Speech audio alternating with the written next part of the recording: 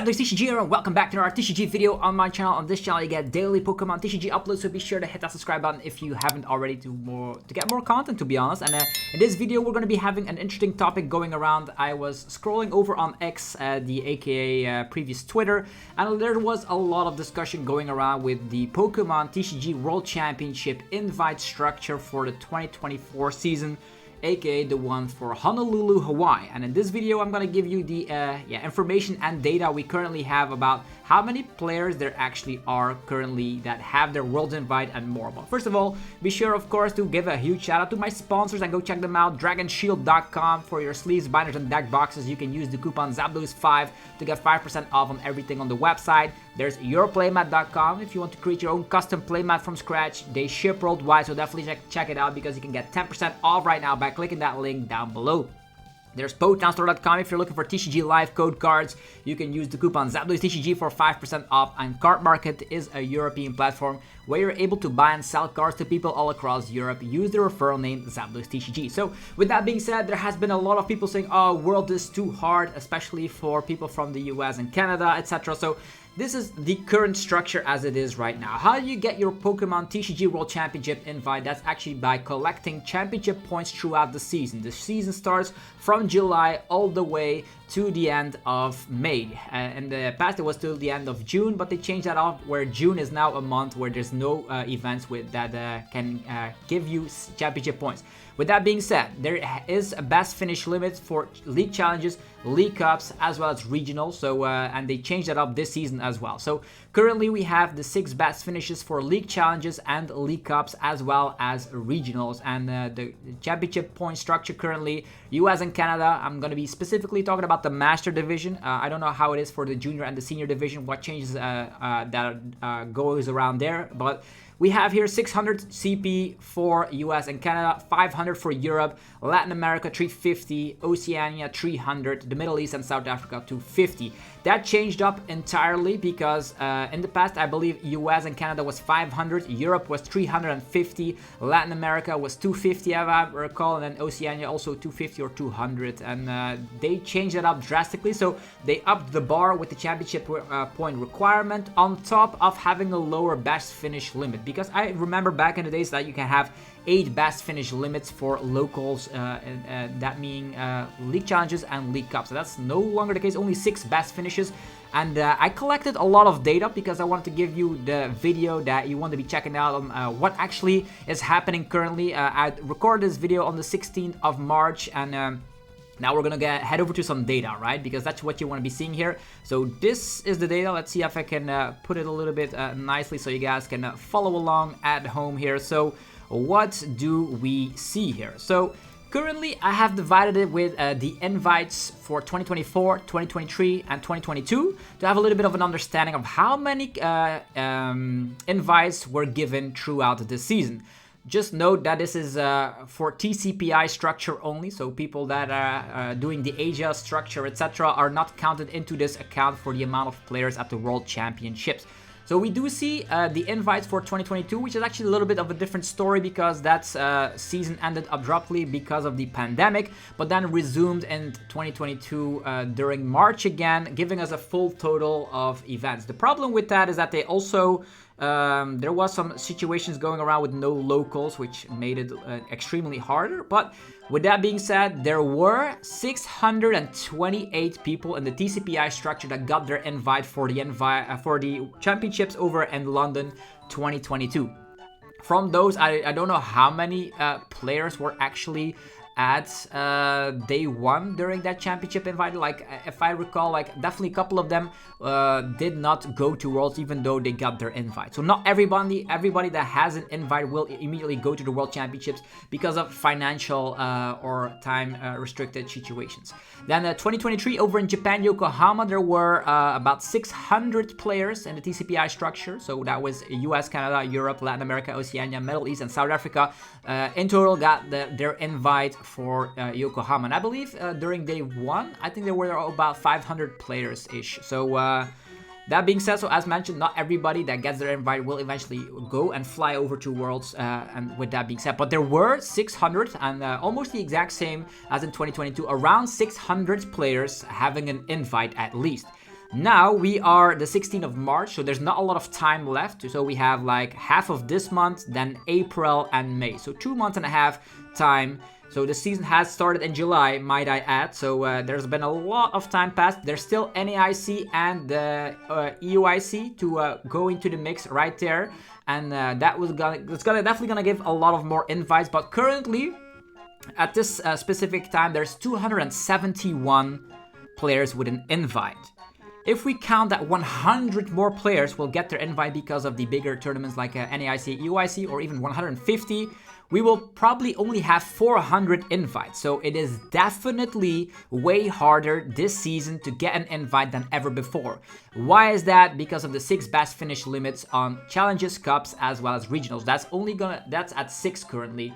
People are suggesting, why aren't we like cutting that down to like only the 4 best finish limits, so people don't have to fly all over to improve, etc. Of course, there's also no automatic day 2 structure currently for the World Championships. They scratched that, so might I add that the only thing you can fight for right now is a travel stipend, travel awards, that kind of situations, as well as a round 1 buy during day 1. There's only going to be 1 day, so there's going to be grouped together. I think the Pokemon company wanted to have less people at Worlds and make it more exclusive. The problem I see with this is that, let's say like with some calculations, that there's 400 players that have an invite. Hawaii, Honolulu is a pretty expensive place, and we still don't have the exact date for the World Championships, which makes it incredibly crazy to think that if even like 400 players have their invite, that all of these 400 players will travel all the way to Honolulu, Hawaii, because it's gonna be pretty damn expensive. I would say like 80%, maybe 70% will fly over to actually play at the World Championships, meaning this is going to be a World Championships with way less players, but there's only, everyone will be grouped together for the first day in the competition, no automatic day 2 invites. So, I personally think that is a great thing, because the World Championships need to actually be the best players in the world competing, and if you have a World Championships structure where like 600 or more players are battling it out, it feels more like a regional than an exclusive World Championship experience. I get that everyone must have the opportunity to get a World's invite. People saying like, oh, it's a pay-to-win system, right? The people that can fly over to all the ICs, like EUIC, NAIC, LAIC, have the upper hand, because you can easily get 100 points if you like go 6-3 at a tournament. You don't even need to make day 2 to get a lot of championship points. And a lot of regions in the world, you don't need that many points. Let's say you're from Latin America and you have a lot of money, you can fly over to all these ICs, and out of nowhere you have an easier invite, for example. But yeah, that's where people just claim the pay-to-win system, and that not every region has their own CP requirement checked out. Because if we currently are looking at US and Canada, they are really low. There's only 41 people currently with 600 championships points or more, meaning that US is the only region out there that has not a lot of invites. We see Europe having 81 invites, Latin America are already 95 invites. So there's currently more people from Latin America that have their invites than any other region in the world. Is it too easy there? Probably not, but people are claiming it is pay to win. It also depends on how many stores that have the League Challenge and the League Cups are located near you. Because I've heard stories from people in the US that they have to drive 3 hours for their to play a cup, because there's nothing closer or nearby. That's a huge downswing right there, because people have it easier than other people. That's how unfair the current system is. I really want to give everyone the opportunity to get a Worlds invite, but Worlds invites are not the way you should have it in mind. Just go to every regionals just to see friends, to experience, to get better. Because if you go with that mindset and just put getting your Worlds invite on the second place, just having fun and seeing people on the first place, you're gonna have a way better season. Mark my words. As someone that has already like 5 World Championship invites, for me personally, every regionals is a nice opportunity to, of course, get to learn new people, go with your friends, have a good time, go to restaurants, get to see the city where the regional is located. And you should also know is that every single regional, if you win that regional, you automatically now have a Worlds invite. That's also something they implemented for the 2024 season. The only bad thing in this season is that they removed OCIC, so that's something bad for people from Oceania and Australia. They don't have an IC anymore, which actually gave them a lot of opportunity to get a lot of points, because as mentioned, if you like have I think top 200 and a bit, you get like a lot of championship points. Internationals give so much CP, and people think they need to reevaluate that structure with the championship points at ICs, because they give way too much. Let's say you play really terribly, you don't even have day 2, and you have more CP than if you like win yeah, like the same amount of CP that if you win 2 League Cups. That's crazy. The CP requirement, that's why people claim it is pay to win, because if you can fly to all the ICs, you have an easy invite. That's typically what happens. But yeah, is there something that needs to change? For me personally, I don't have like anything that I could say for me, because I'm currently at 629 CP if I'm not mistaken.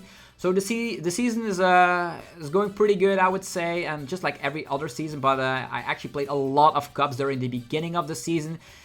Just because I thought it was going to be more difficult with 500 CP over in Europe. I also played 6 regionals, and I got points at every single regional. But I can understand if you have like a little bit of a bad season, like let's say you only have 3 regionals where you got points and 3 where you whiffed points, it's going to be super hard to get your invite over in Europe. But that counts for the US and Canada even further, because 600 CP with only a 6 best finish out there, where regionals over there are like 2,000 players, sometimes more.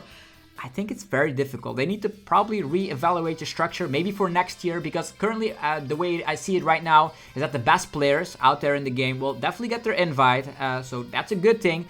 But maybe people that are playing a little bit more casually, saying like the world's invite is too hard to reach. So maybe that's the thing. TCPI, or just the Pokemon company in general, wanted to have less players at Worlds. That so far is clear, with lower best finish limits, with of course an IC being removed, and with the CP requirement being at an all-time high.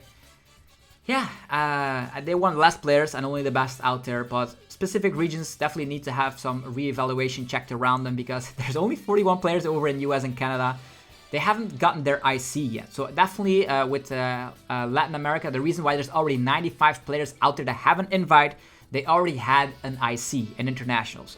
Europe still needs to get their internationals, and US and Canada as well. Meaning that those numbers will definitely rise. I could see at a maximum like 420 players getting an invite in this TCPI structure, which is still way less than over in 2023, 2022. But that's something I want to give clear. Pokemon is probably knowing what they're doing. They did some research. They said like, we have way too many players at Worlds. We're gonna lower those numbers with these implementations. Are they the perfect ones? Probably at this given point. They might have to learn from this season to make 2025 season even better, right? So it's a little bit of a gamble here, because let's say 420 people have their invite. I don't believe all of them will fly over to Honolulu, Hawaii. And I'm like just baffled about the fact that they still haven't released the info about the date when Worlds will be taking place. So yeah, there's just my video about the Pokemon TCG invites throughout the year. Is it too hard? I personally think it is not too hard, but it requires dedication. You need to clear up your entire schedule to make sure you can go to as many regionals as possible. You need to play cups and challenges about every single weekend in the beginning of the season. So you definitely make sure you don't have to like be one of the persons that just have to like get their last CP with the last events, because that's super stressful. I don't think it's too hard. The best players will definitely be at Worlds, but for other players out there, it might be a little bit too hard to reach. Definitely for newer players out there, they might be scared about the fact like 600 CP is like too much. But every regional you play will make you better as a player, and that's definitely something you should take note. Also, just playing locally and not doing any regionals is also fine, because playing the Pokemon TCG is just bringing people together and having a good time. So don't forget that. Make that your #1 priority, and you're gonna have a good season regardless of your invite, yes or no. So if you enjoyed the video, let me know by rocking the hell out of the like button. Helps out in ridiculous ways. You have no idea. Let me know your opinion down below in the comments section, and we can have a little bit of discussion going. What do you feel about the current championship point structure? Will you make it to Worlds? How much championship points do you already have? I want to know everything down below. Go check out our sponsors. You can have some coupon codes here on the screen where you can get some percentages off on those websites. Definitely do so to help out the channel, and have yourself a fantastic rest of your day. Thank you guys for watching. See you guys in Honolulu, Hawaii. Peace.